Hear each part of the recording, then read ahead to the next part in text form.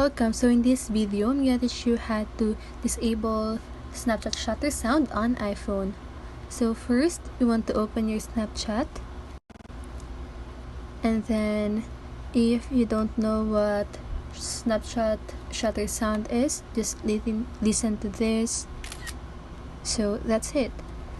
So if you want to remove that sound, so unfortunately there is no settings for this feature, so just want to toggle on your silent here on the left side of your phone, upper left side. So if you done that, just try again. Then there you have it. There is no shutter sound on your Snapchat. So if you want to turn that on, just toggle again on your switch.